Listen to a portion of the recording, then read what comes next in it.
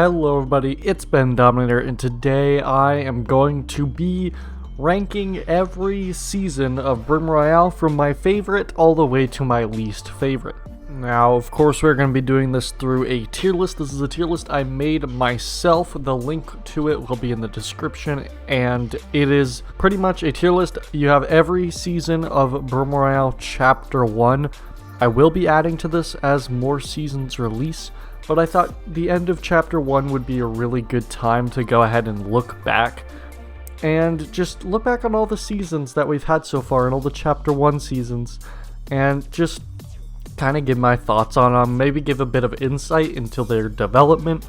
And just talk about how I feel about them, how I have felt about them during the making of them. And just how I feel about it now. And yeah, again, this tier list will be in the description. I highly recommend you go check it out. Make your own tier list, tweet at me at Bendominator, or go to my Discord, which will also be in the description. Fingers crossed the link works.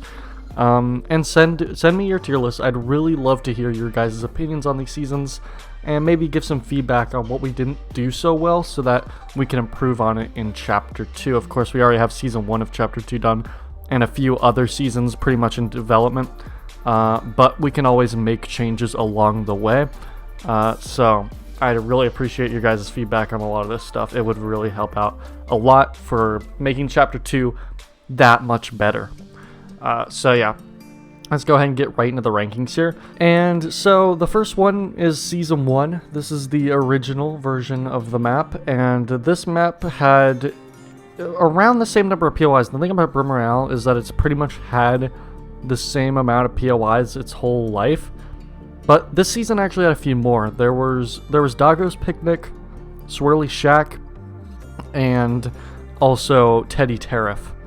Now, Teddy Tariff and Swirly Shack stayed around for a while, but they kind of turned from named locations to unnamed locations, and then Doggo's Picnic got removed in Season 2, I believe. It might have even gotten removed in a mini update during Season 1 when we had the vending machines. I'm not really sure. But pretty much this season, the first update didn't have any vending machines, anything like that. And I think there's a lot of things people actually forget about Season 1. You had the original Jake's Bone Shop, which was next to Terrible Tylenol. And then Terrible Tylenol is another thing I think a lot of people forget about. Cynic made that location. Very good location. Actually, ties a lot into the storyline and stuff like that. So I think, honestly, that was a plus, I feel like. For Season 1, that was a plus. That was one of those POIs that I felt like just added onto the map. You could land there, rotate into Brimland. It was something that we got rid of mostly because of memory. But I honestly don't think it was that terrible looking back on it. We made a lot of jokes saying, oh, this POI sucks, we really want to get rid of it, but honestly, I don't think it was that bad, but maybe that's just me thinking of the storyline implications with that. But overall, the season was not great. It was definitely the first one. It was kind of a starting point, and we didn't know what we were doing when we were making it, and that causes a lot of terrain bugs that we've been trying to we still haven't fixed to this day, and especially in areas like Brimland and Pog City now, which used to be Funny Factories in this version of the map. Just a lot of stuff. And then we had the vending machine update with the craters, and there's vending machines in them. A lot of people don't remember that, but that was like the first mini update we did, and that was just really fun. I remember me and Adriels got on, and we were like, how can we expand upon this? Because I was like, I want to expand upon this. And then he was like, maybe we could have vending machines that you buy stuff from. And I was like, yeah, perfect, let's do it. And we just did it. We made these craters, we destroyed a building in Wholesome 100, put like vending machines there, all kinds of cool stuff. And that's kind of what started the updates. So I think I'm going to put this one in C tier. It's definitely not the worst map ever made, but I don't think it's great. But I think it had some good things, and I think there's a lot of things I forget about it often. And if I just go back and look and like think about it, there's definitely some good things about it. Now we have Season 2. Now Season 2, honestly, it didn't do that much. I think that Season 2 is kind of underwhelming. It introduced Floaty Fun Land, which turned into Pirate Party Land, which is one of the more iconic POIs. now, but I think Floaty Funland was kind of an underrated spot. I don't think a lot of people liked it that much. I personally really liked it, especially because, you know, I built it, but looking back, it wasn't that great. I mean, it was kind of just a lame Fortilla ripoff with some really bland buildings, and I think the best part about it was, like, just seeing how Jake's Bone Shop would float around the map in Season 1, and then it got to that point and expanded. I think Pirate Party Land and Survivor Sanctuary came after that. They just did it way better. I just think that Pirate Party Land especially just added so much space and just added so much more detail and variety. And it was just a lot more iconic. I just think Floaty Funland was kind of just like, hey, this is I like Fortilla, so I'm gonna do this. So yeah, I as much as Floaty Funland has kind of a special place in my heart, I recognize how it's not that great. And then also, Terrible Tylenol turned into Cephalexin Crater, and that was not a great POI. We didn't put a lot of thought into that. We were just like, we want to destroy a POI. We want to have the corruption storyline continue, and we just want to have that POI be replaced by something, and we were like, corruption. And we just kind of threw together Corrupt Core version 2. And Corrupt Core wasn't that great to begin with either, so I don't think that was a great map change. But in terms of positives, we had a lot of fun with the storyline this season. We were like, we want to have a clear arc that happens. We introduced the idea of the corruption beginning to spread, but we didn't quite like get to like the end of that. We kind of started it. We planted the seeds for it because we had Corrupt Core. The Logger has not been introduced yet, mind you. But we planted the seeds for Corrupt Core. The corruption was spreading, but it just wasn't that great. And we knew we wanted to go somewhere with it, but we weren't sure yet. But we knew we wanted to do something with corruption, and that's kind of where it started. But honestly, just because of how underwhelming this season was, no like major mechanics, nothing really new. The only new POIs kind of being pretty lame. I mean, Floaty Funland did kind of fill out in a very important spot on the map, but other POIs after it did a bit better, so I'm honestly going to say it's worse than Season 1. I mean, in terms of the actual hype and like I'd probably rather play this season than Season 1, but like, in terms of stuff we added and just like the amount of hype surrounding it, it just was not great. And I think we hadn't quite gotten used to how we wanted to do updates yet. I think we were kind of still getting used to how seasons should be. And I think we really nailed it out of the park with this next season, Season 3. Season 3 is probably the first season of Brim Royale where I made the trailer. I was focusing really hard on it, and I released it, and I was just surprised. I was overwhelmed by just the sheer amount of excitement for it. People saw that trailer, and there were so many amazing comments, a bunch of kind people just talking about how much they love the trailer, how much they love the map.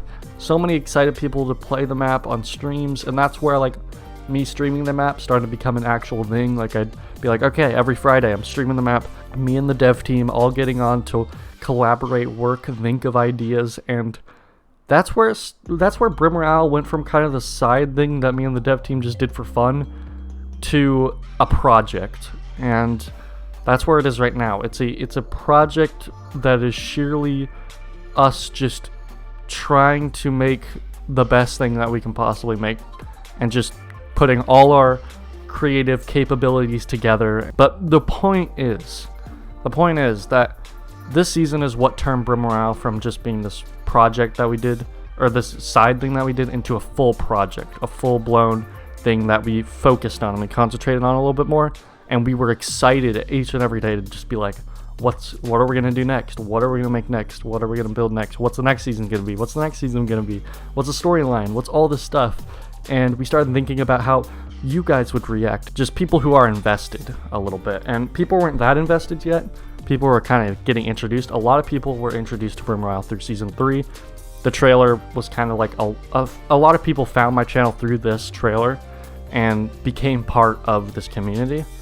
And I love this season because of that. But looking at the actual season itself, how good was it? Well, Pipe Place, one of the worst POIs that we had ever done, it actually turned into one of the best. Age Rolls did a great job designing a brand new interior area for that POI. And we got straight to work on it right away, and it just ended up looking phenomenal.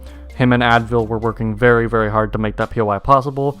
So yeah, while they were working on that though, I was working on Pirate Party Land, which quickly became one of my favorite Brim Royale locations.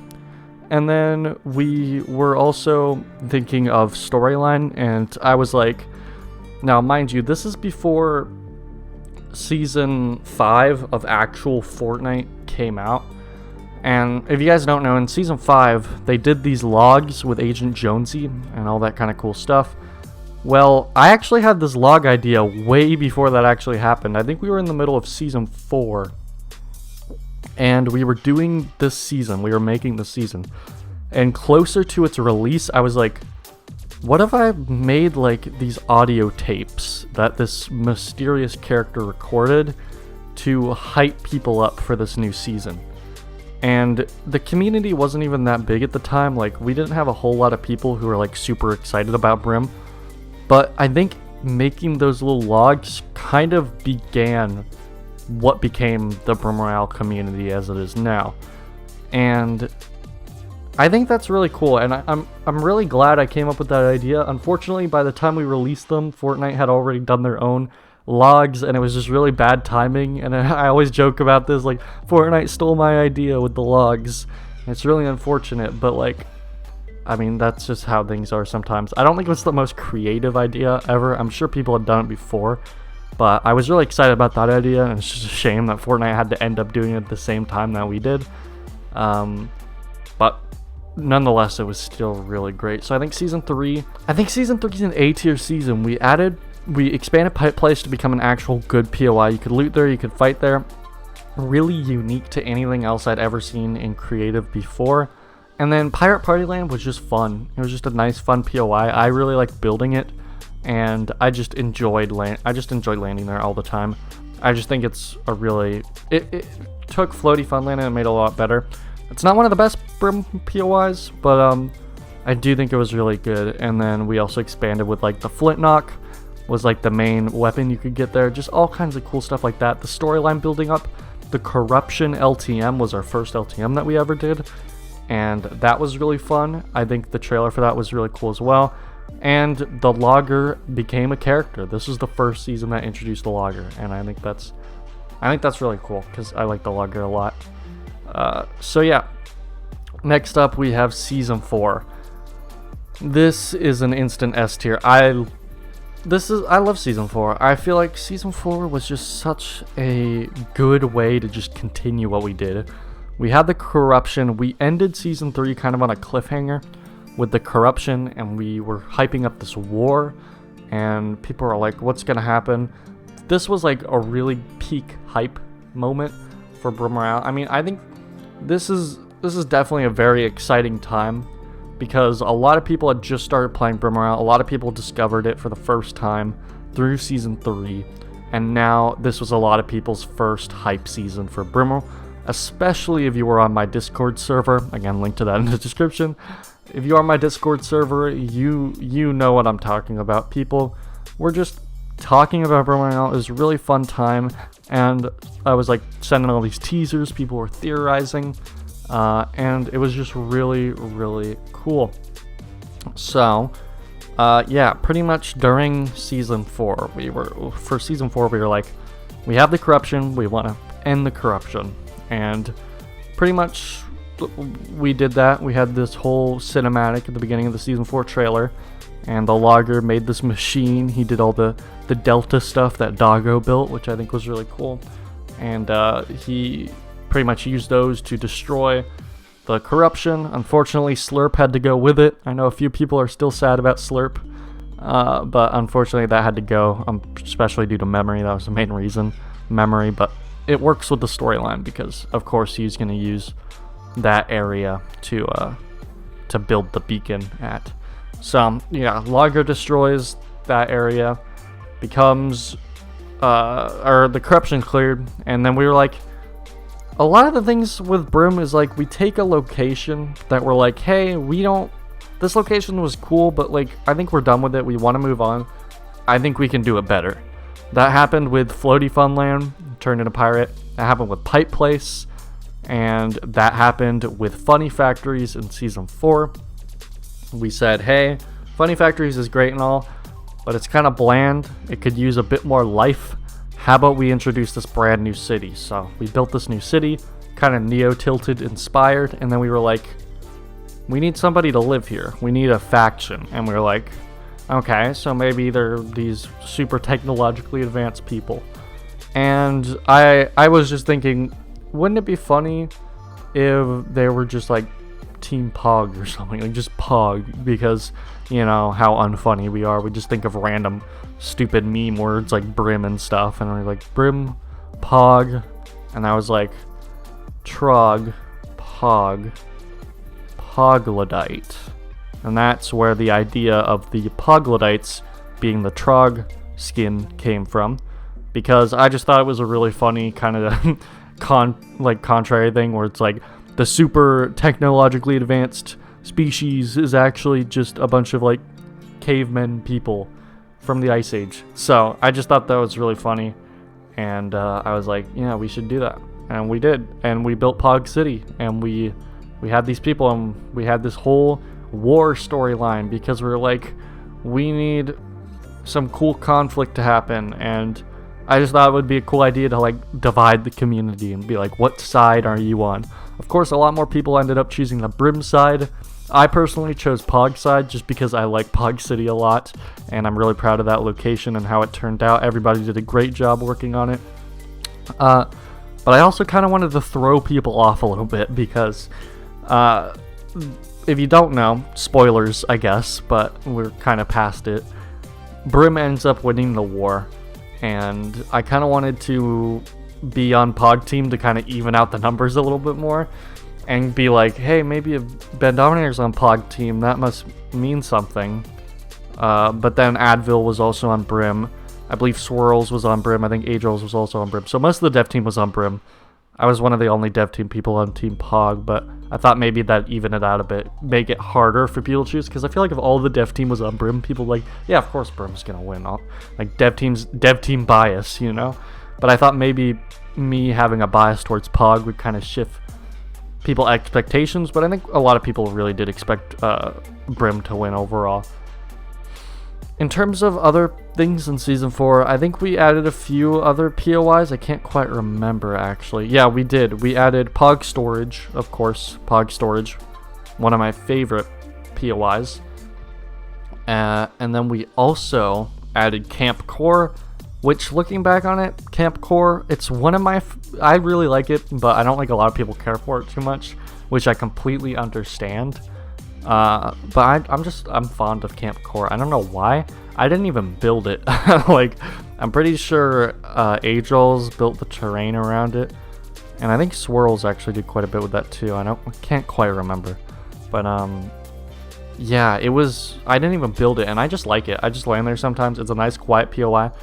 There tends to always be at least one other person there, but yeah, it's definitely not one of the more populated areas. Not a lot of people care for it too much. But I think it was just a cool expansion. Of course, we got rid of the corruption, so we had to put something there. And maybe it was a bit of a downgrade, but I think it was honestly worth it. I think it was a good little POI there. Not every single POI has to be some giant grand thing, and that's kind of how I felt about Pog Storage. Pog Storage was really cool, and then like I also just had like some cool storyline, and as you guys know now, Pog Storage played a pretty big role in the storyline, so... And I don't know how many people were actually expecting that to happen, but it was definitely a good POI to just put storyline stuff. It was good. I liked it. And yeah. Season 4, yeah, it definitely developed the Logger more as a character as well. It's just really good. I really like Season 4, and I think the main thing to say about Season 4 is that, in my opinion, this is the definitive version of Chapter 1. Because Season 5 gets a bit darker with its theming, And if you just want to play Brim Royale, just fun, bubbly, bright, stupid, not taking itself too seriously, Brim Royale, that's this season so much. The war, everything that went on, all the storyline wasn't even that serious. It was just like this funny war, Brim versus Pog, who would win. LTM, capture the flag, was also very fun.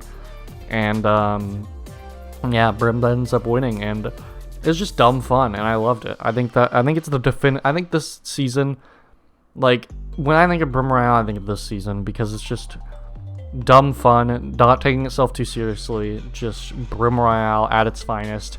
Improves upon all the POIs that weren't so great before it, and I just think this is the definitive version. It has the best version of every single part of the map, except for maybe Pirate, because I think Survivor from Season 5 is a bit better than Pirate.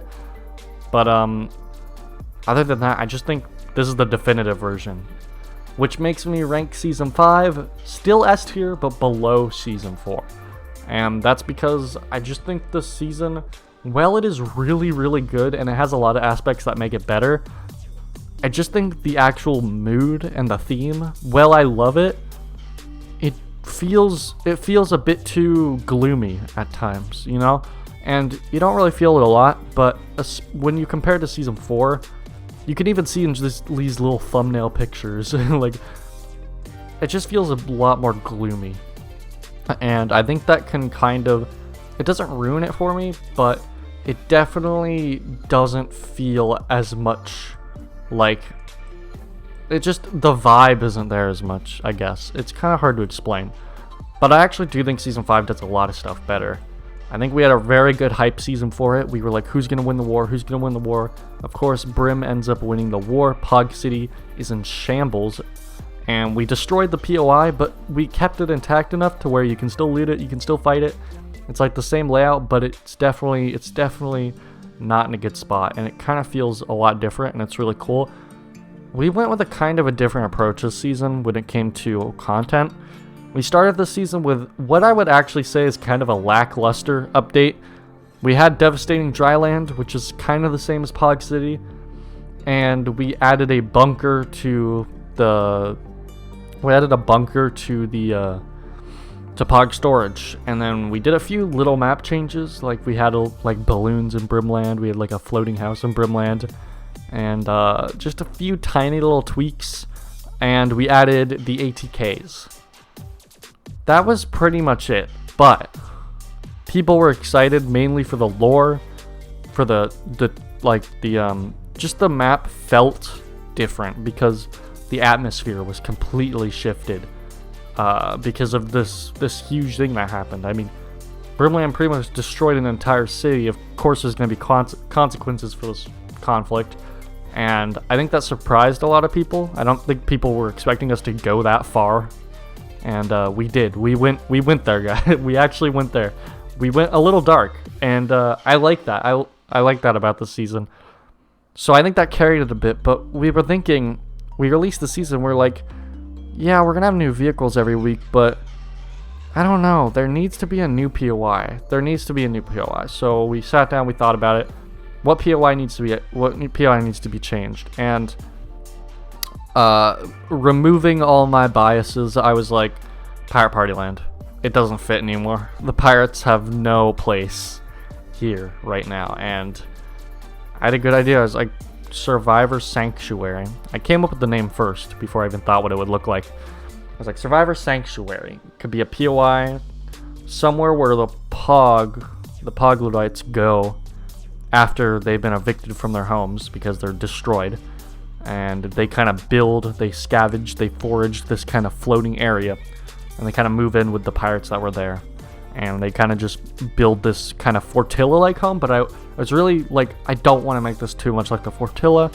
So we added this kind of like junkyard vibe to it. And we kept Jake's doghouse and all that kind of cool stuff. And we kept the layout. And I just think it was really good. It's one of the best POIs in Chapter 1. Because we built it after we'd already gained all this knowledge and skill from building Chapter 2. So, yeah, it was really fun. And it's kind of a sneak peek of what's to come for the quality of Chapter 2 POIs, which I think is really nice. and it was just awesome. It's super detailed, super interesting. It has the ballers. It had the double barrel, which I thought would be a bit better, but the double barrel, after they nerfed it, I don't remember what season, but they did nerf it after season 5. It's just not that great, in my opinion. So I'm a bit disappointed with that. I didn't really get to have too much fun with the double barrel, but overall, really good POI. So many people enjoyed it, and we just like added a POI mid-season, and then while that was happening, we were adding updates. We were having the rocket being built underground. We added vehicles each and every single week, and it all built up to this LTM where the rocket was gonna launch, and we had to stop the rocket, and that was pretty fun. And then, boom, rocket launches, destroys Brimland. 0 point is revealed, which Logger initially thought it was under Camp Core, but no. And I think that was just really cool. We had such a good build-up, I think. The season started pretty simple.